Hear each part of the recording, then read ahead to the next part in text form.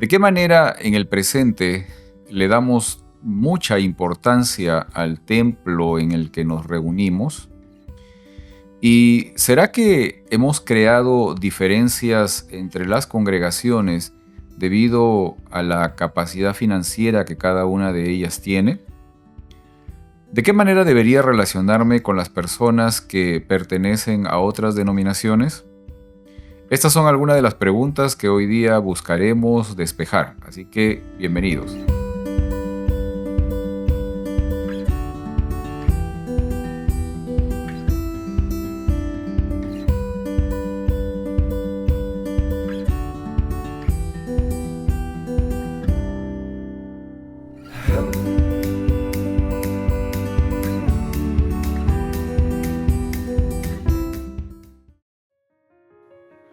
Hola, bienvenidos a este momento de estudio de la lección de escuela sabática. Hola Margarita. Hola Pedro, ¿cómo estás? Muy bien. ¿Cómo te ha ido? Muy bien, ¿Sí? gracias, sí. Ya terminando la semana. Terminamos la semana y empezamos otra lección más. Los últimos días, lección número 10. Un poquito más y terminamos ya el trimestre. Ya casi. Es increíble cómo el tiempo no se detiene, se está yendo todo muy rápido. Ujú. A veces hasta me asusta. Ay. Pero en fin, qué bueno que estamos aquí y gracias también a nuestros amigos que nos están acompañando en esta ocasión. ¿Y qué tal si empezamos con una oración? Bueno, ¿Quieres orar? oramos. Querido Señor, gracias por tu amor. Acompáñanos hoy al abrir y estudiar tus palabras, que tu Espíritu Santo nos ilumine y nos dé el entendimiento correcto. Gracias por la oportunidad de poder estudiar y conocer más de ti, que nos vayamos pareciendo más a ti. En el nombre de Jesús. Amén. Amén. Y llegamos a la lección número 10. El título de la lección es Los últimos días. Y quiero leer del libro de Marcos, el capítulo 13, los versículos 26 y 27. Déjenme leer esta parte y dice: Entonces verán al Hijo del Hombre venir en las nubes con gran poder y gloria. Él enviará a sus ángeles para que reúnan a sus elegidos de los 4 puntos cardinales, desde el extremo de la tierra hasta el extremo del cielo. Es interesante, Margarita, fíjate que los últimos capítulos de Marcos abarcan muy poco tiempo. Es interesante que los primeros, tal vez 6, 7 capítulos abarcan casi 3 años, ¿no?, de descripción de tiempo. Pero ya los últimos capítulos se concentran en probablemente los últimos 6 meses de la vida y del ministerio de Jesús.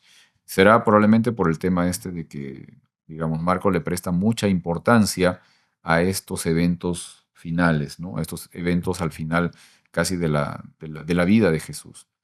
Ahora, el templo dentro de la existencia, dentro de la vida del judío en la antigüedad, en la época de Jesús, tenía mucha, mucha relevancia, mucha importancia.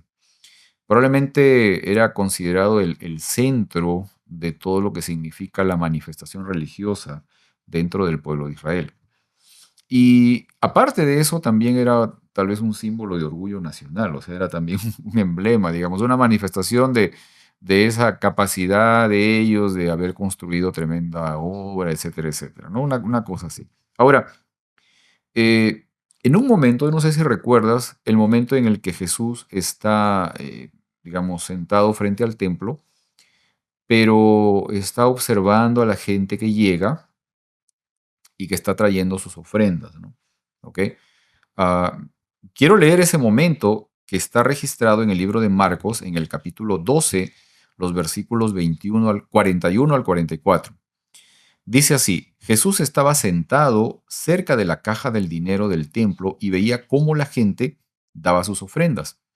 Muchos ricos daban bastante dinero. Luego vino una viuda y dio 2 pequeñas monedas de cobre que valían muy poco. Jesús llamó a sus seguidores y les dijo: Les digo la verdad, esa pobre viuda echó más que todos demás a la caja del tesoro del templo, porque los demás dieron de lo que le sobraba, pero ella, a pesar de su pobreza, entregó todo lo que tenía para vivir.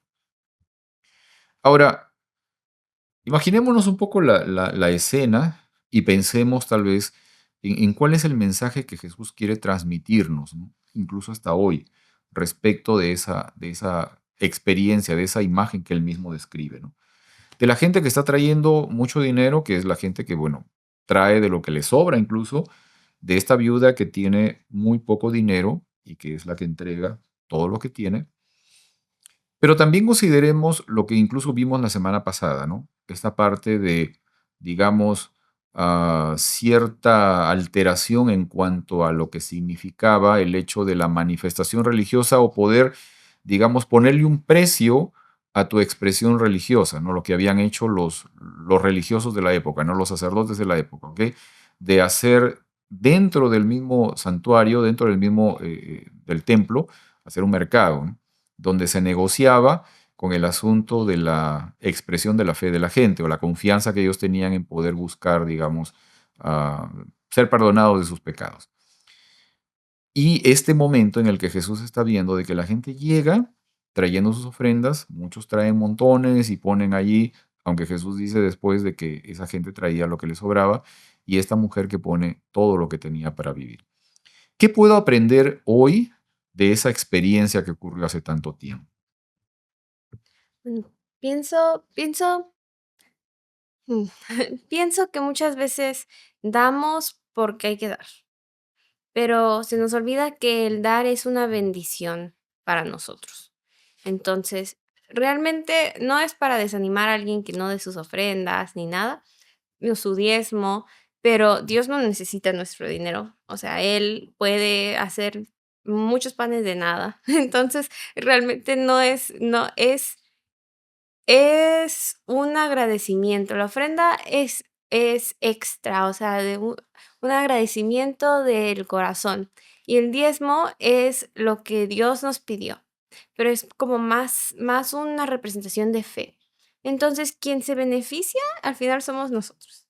Entonces, cuando los fariseos estaban dando de lo que sobraba, quizás sí era mucho, pero pues no había que vivir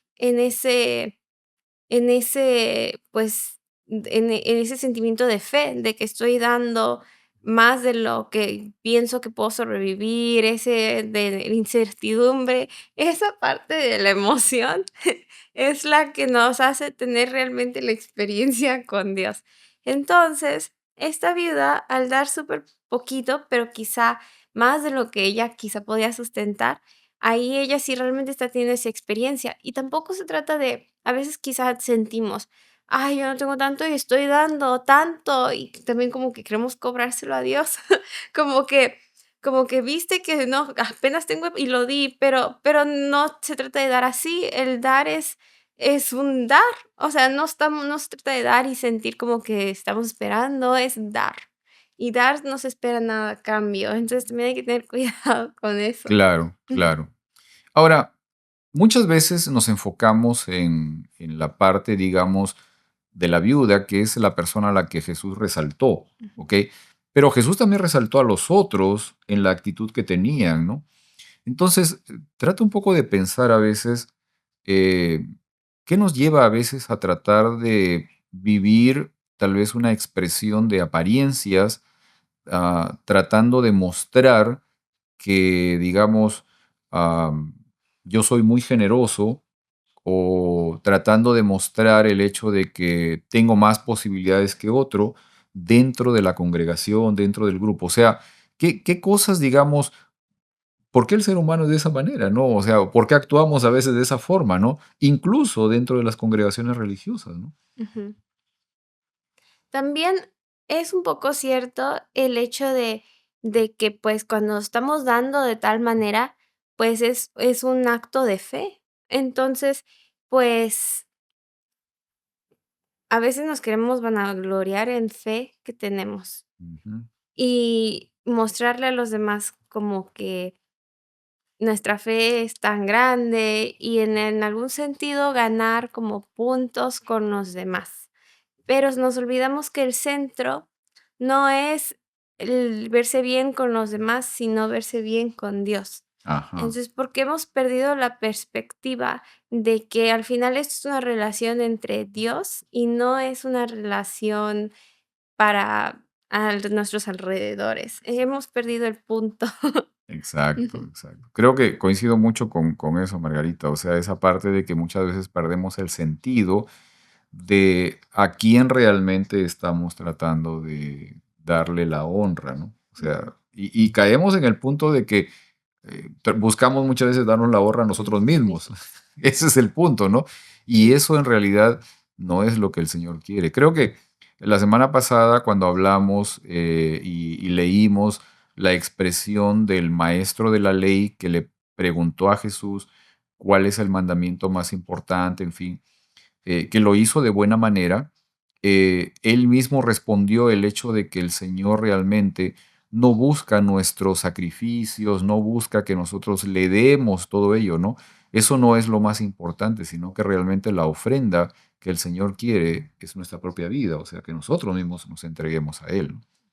Creo que eso es lo importante, ¿no? Y para volver a todo esto, la ofrenda y el dar es parte de la adoración y estamos en el templo.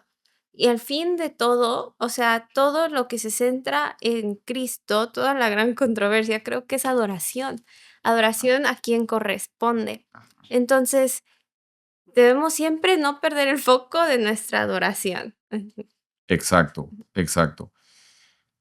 Quiero leer, por ejemplo, aquí dice en Marcos capítulo 13, versículo 9, porque estamos estudiando lo que es Marcos 12, Marcos capítulo 13 también. Dice, Jesús le menciona a los discípulos, por eso, cuídense, a ustedes les entregarán a los tribunales y los golpearán en las sinagogas, y por mi causa los harán comparecer ante gobernadores y reyes para dar testimonio ante ellos. Leí esto de la Nueva Biblia Viva. Ahora, ¿de qué manera en el presente incluso llego a encontrar dificultades cuando quiero servir al Señor, ¿no? O sea, ¿qué dificultades puedo encontrar, incluso a veces dentro de lo que significa mi propia congregación, o a veces la familia, o a veces otras cosas más que me buscan distraer cuando yo quiero realizar y cumplir mi misión, ¿no? ¿Te has puesto a ver eso, Margarita? O sea, a veces cuando uno está más enfocado en tratar de cumplir con la misión, en poder hacer algo que sirva para otras personas, a veces encuentro obstáculos o encuentro dificultades también, ¿no? Entonces, ahorita me hace pensar en un amigo.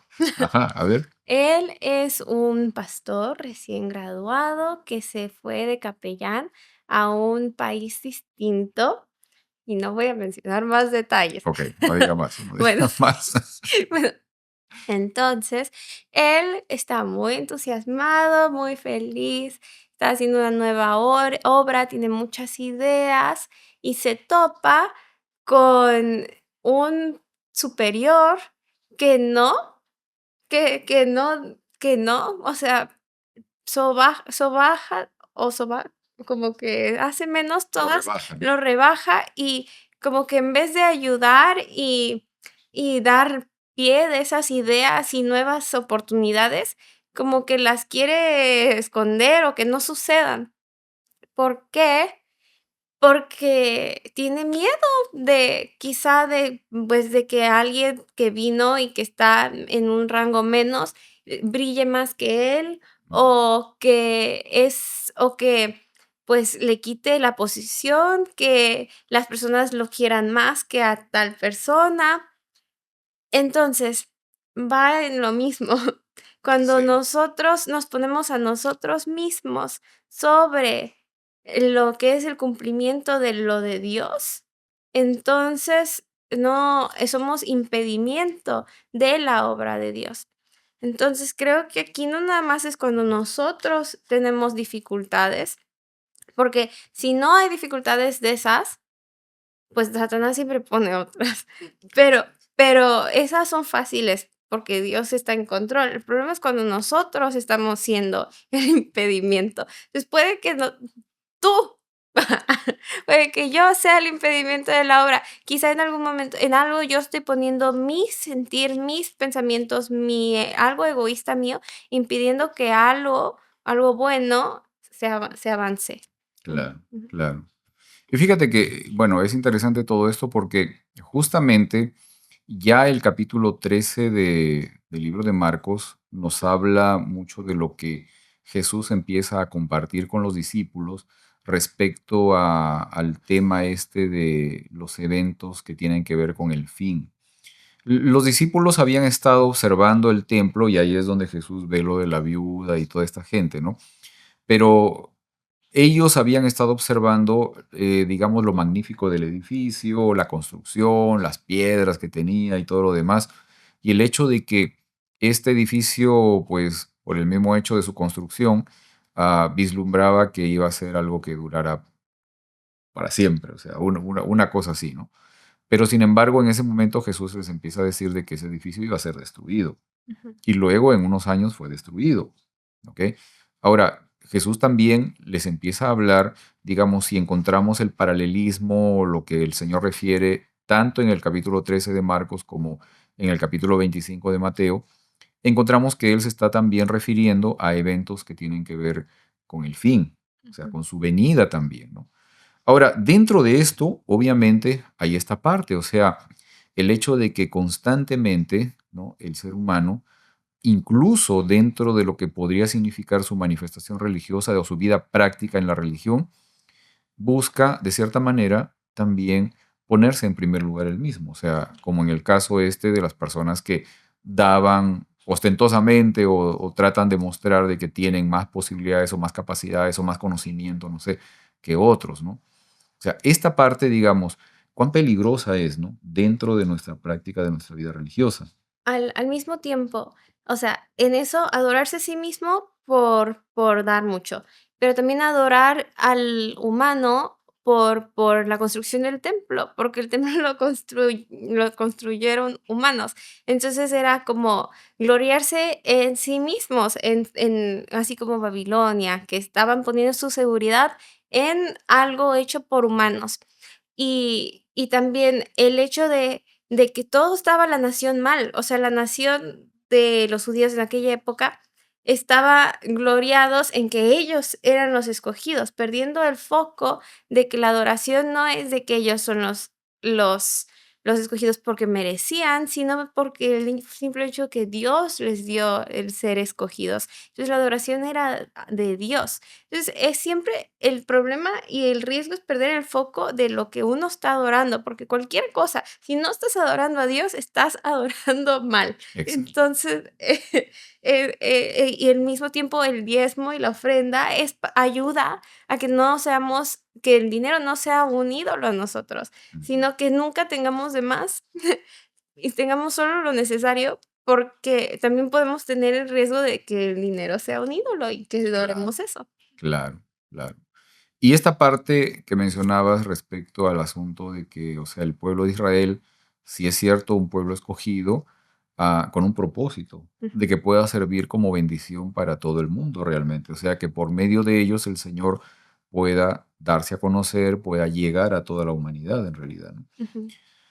¿Cuánta responsabilidad tenemos también nosotros ahora? O sea, Es lo es mismo. lo mismo, Y estamos a veces caemos en lo mismo. Ujú, lamentablemente. O sea, cuando perdemos el sentido de cuál es realmente nuestra misión como movimiento, como organismo, como cuerpo, como grupo que conoce al Señor y que realmente tiene como misión darlo a conocer, cuando perdemos realmente el sentido de la misión que tenemos, sencillamente no tenemos razón de ser. ujú, Ya no existe más esa razón de ser. Y por eso lo importante de todo esto, o sea, por eso lo importante también de poder tener en cuenta el consejo, la experiencia y la posibilidad de ponerlo en práctica también. ujú. Quiero leer más todavía Marcos capítulo 13, versículos 14 al 16, porque justamente el Señor empieza a hablar de respecto a ciertas cosas que tienen que ver con asuntos finales.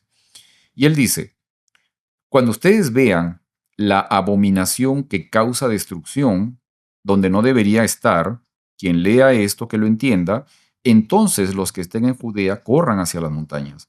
El que esté en la azotea no baje ni entre a sacar nada de su casa, y el que esté en el campo no regrese por su manto.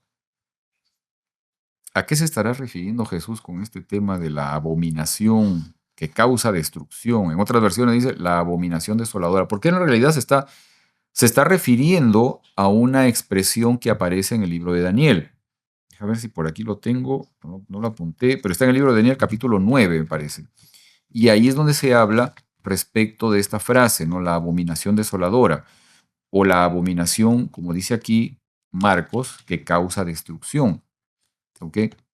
Pero Jesús menciona inmediatamente después de decir esta frase, da ciertos consejos. Dice, ¿no?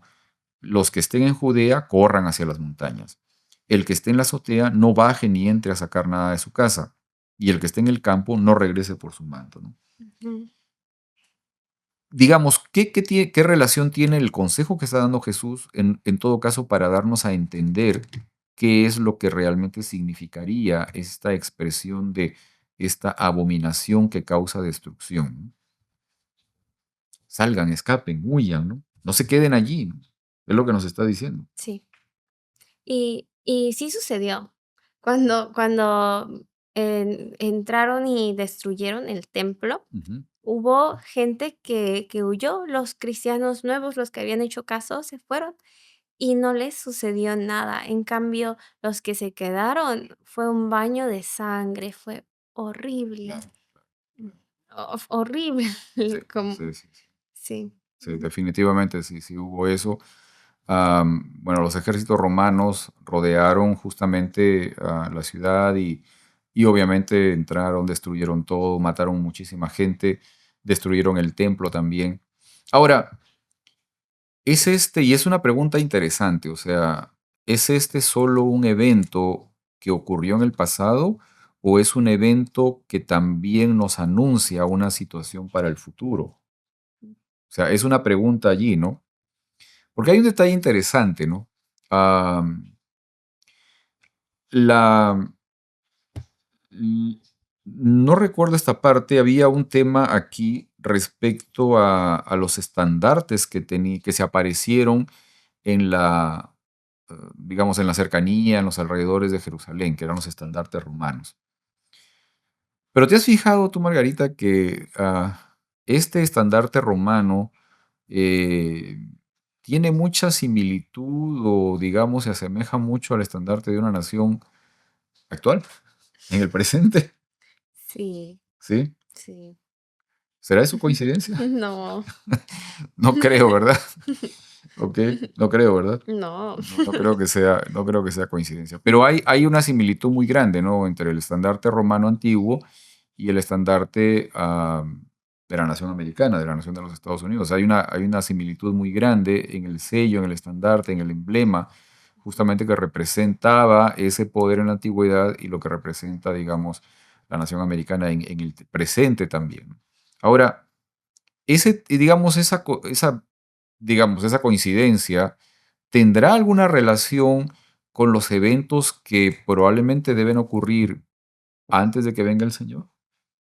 Pues, como estábamos hablando, o sea, lo que estaba sucediendo con los judíos es lo mismo que estaba sucediendo con los israelitas saliendo de Egipto, o sea, se repite, y luego esto se repite otra vez. Ujú. Entonces, es una repetición, repetición, repetición, y está aquí para que nosotros veamos que se repitió, y se repitió, y se vuelve a repetir. Entonces, no es como para ver a los fariseos y decir: "Uy, sí, horribles". No, tú eres farisea. No, no, o sea, yo soy farisea. Hay que vernos dentro de esto y aprender y corregirnos antes de que caigamos en lo mismo. Entonces, como vimos que los que huyeron se salvaron, nosotros también hay que huir cuando veamos que está sucediendo todo. Así es. Y es interesante esta parte, o sea, la parte también que mencionaba respecto a que esta consideración del tiempo como algo cíclico, ¿ok? Y esta es una perspectiva, una forma de ver el tiempo muy hebrea también. O sea, los hebreos ven justamente el tiempo de forma cíclica y en realidad eso tiene que ver con una manifestación bíblica. O sea, en la Biblia se manifiesta eso, ¿no? De que lo que fue ahora es y lo que ahora es antes fue y estamos en un proceso constante que no significa que lleguemos al mismo punto, sino de que hay un proceso, hay una, digamos, una transición, pero cíclica en cuanto a los eventos en el tiempo. Y eso al final nos va a llevar justamente a encontrar ese punto culminante que es que nosotros esperamos, que es que coincida con la venida del Señor. Pero esta parte de, digamos, de un proceso de que otra vez vuelve a pasar y otra vez vuelve a ocurrir, es algo que tiene que ver justamente con esta manifestación de un tiempo cíclico. Cíclico. ¿Ok? Quiero leer del libro de Marcos, el capítulo 13, los versículos 31 al 33. Quiero leer de la versión Palabra de Dios para todos lo siguiente. El cielo y la tierra no durarán para siempre, pero mis palabras sí. Nadie sabe cuándo será el día o la hora, ni siquiera los ángeles del cielo, ni el Hijo. Solo el Padre lo sabe. Por eso les digo, tengan cuidado, manténganse alerta, porque ustedes no saben cuándo va a llegar el momento. Es interesante, ¿no? Que Jesús se enfoca mucho en la advertencia, o sea, manténganse alerta, ¿no? Ustedes no saben cuándo va a llegar el momento, ¿no? Am, ¿De qué manera me puedo estar yo en alerta, ¿no? O sea, ¿de qué significa esto y de qué manera, digamos, de qué forma práctica puedo yo estar en alerta constantemente ante la adversidad o ante el engaño que manifiesta el Señor? Porque es lo que está diciendo Él. O sea, de que va a haber una condición, digamos, constante de buscar engañarnos, de buscar desviarnos, de buscar alejarnos de Él, pero que debemos estar alerta, de que debemos estar listos, ¿no? Preparados, o sea, constantemente.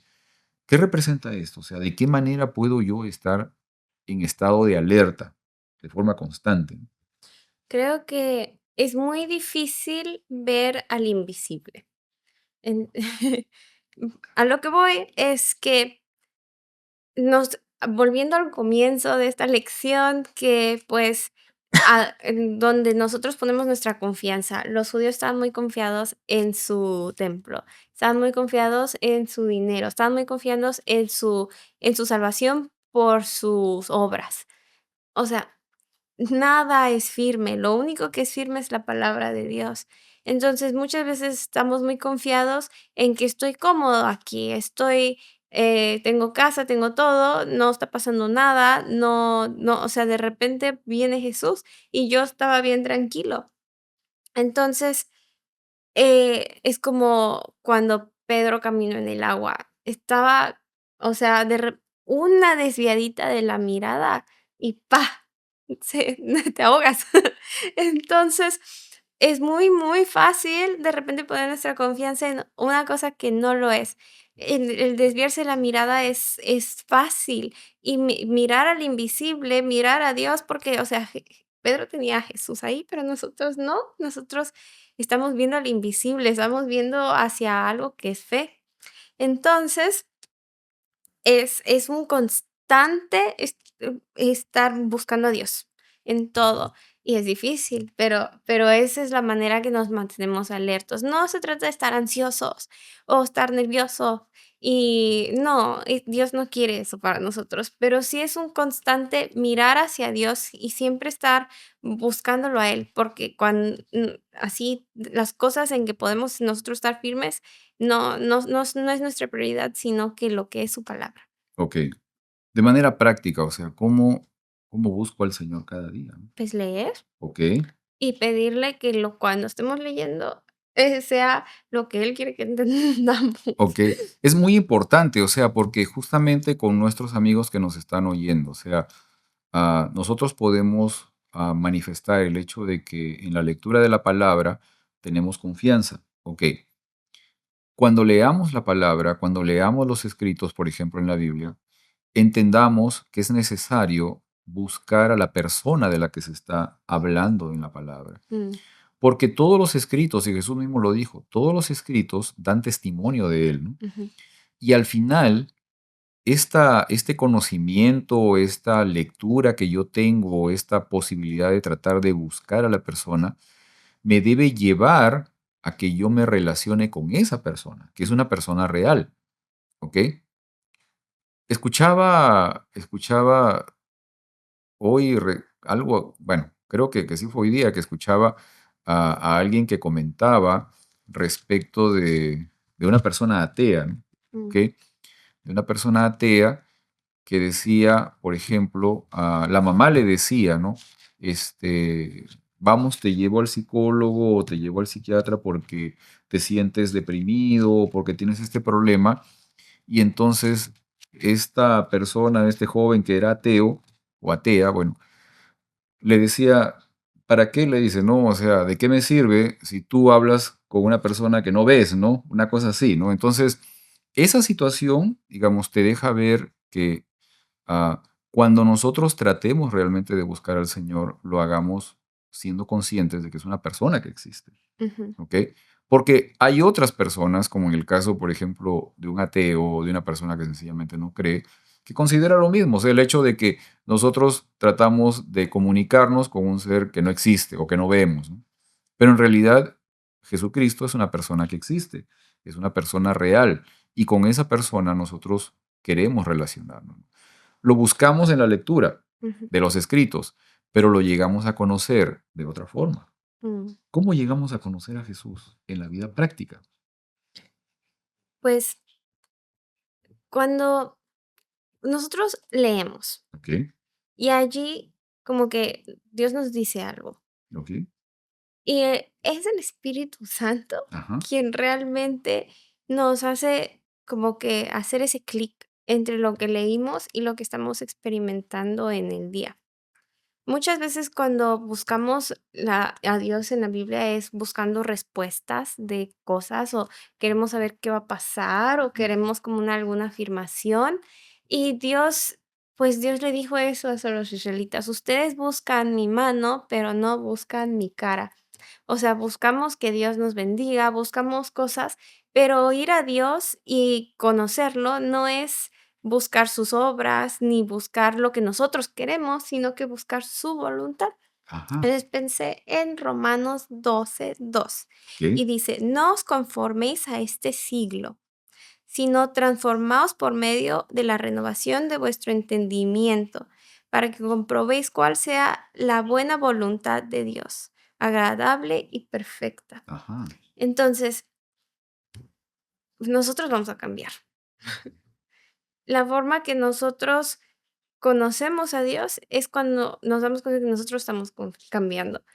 Entonces, nosotros no debemos estar alertos, es no ser como todos los demás, es no conformarse con lo demás. Quizá pasamos mucho tiempo en redes sociales y estamos siendo lo que vemos en las redes sociales, Ujú. sino que no debemos ser así, debemos ser renovados en el entendimiento y, y que nuestra mente cambie conforme lo que Dios es. Entonces, yo creo que así.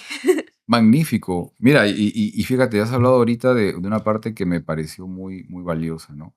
Este cambio en nuestra mentalidad, ¿sí? La metanoia, ¿sí? El hecho de encontrar el arrepentimiento, que en realidad es el arrepentimiento, la metanoia, el cambio de mente, realmente lo que significa es llegar a conocer mejor a Dios, o sea, realmente saber quién es Dios. Ahora, esa transformación, ese cambio que tú estabas mencionando también, Margarita, nos lleva a poderlo experimentar o a manifestar en nuestra vida práctica, en nuestra relación con los demás. Entonces, yo ya no soy el mismo, si no soy la misma persona y me puedo relacionar de manera mucho más saludable con mi semejante, Ujú. aceptar a mi semejante, amar a mi semejante, ¿sí? Que creo que es la parte complicada muchas veces, que es la parte que a veces nos Ay. resistimos a hacer, Ujú, ¿verdad?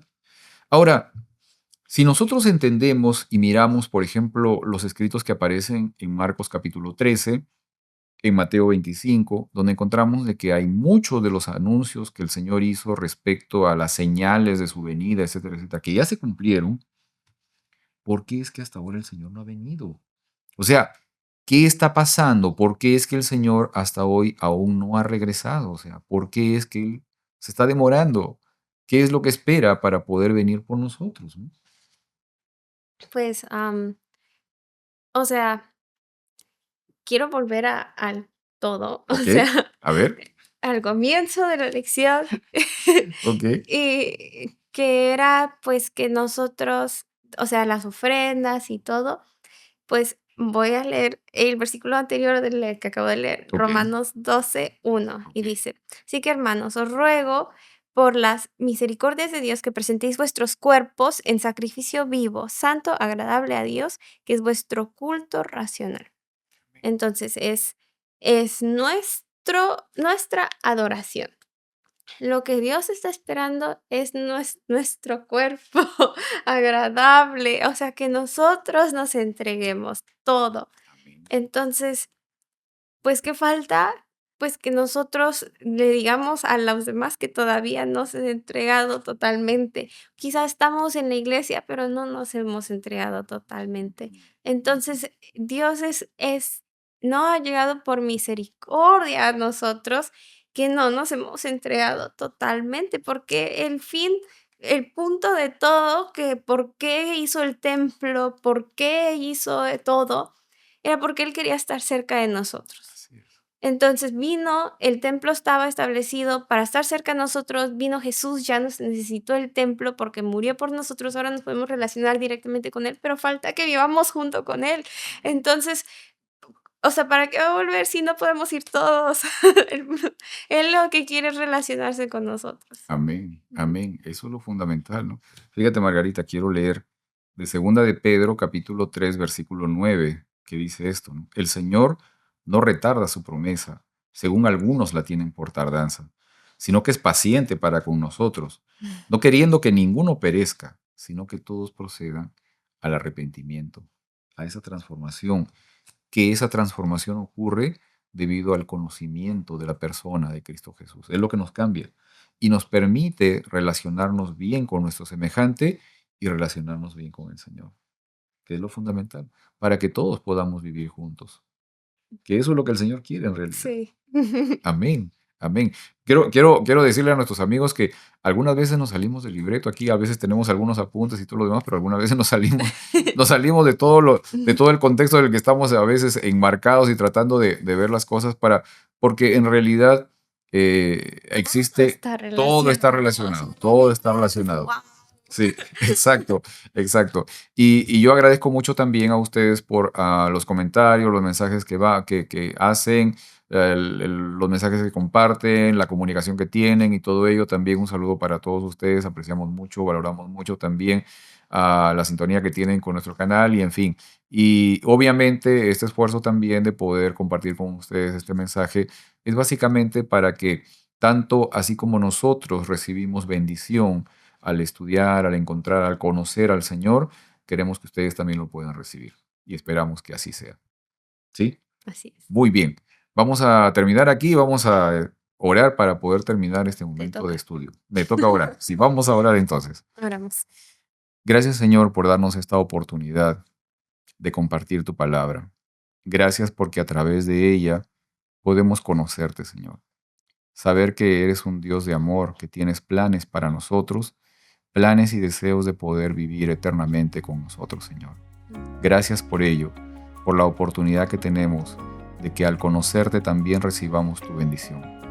Pero que esa bendición, Señor, crece y crece mucho más de lo que nosotros pensamos o imaginamos y tiene la posibilidad, esa bendición, de extenderse también a los demás. Que así sea, Señor, cada día y que tu presencia, tu nombre, sea glorificado siempre. Despídenos con bien, Señor, y bendice también a nuestros amigos que nos acompañan. Te lo pedimos por Cristo Jesús. Amén. Amén. Muy bien. Nos vemos la próxima semana, Margarita. Sí, y denle like. Así es, no olviden hacerle like a este video y si no se han suscrito al canal, por favor no olviden suscribirse también. Pueden compartirlo, obviamente, con todos sus amigos. Si ustedes creen que puede ser valioso para cada uno de ellos, también pueden compartir este video con los demás. Así que nos vemos entonces la próxima semana. Hasta Adiós. luego.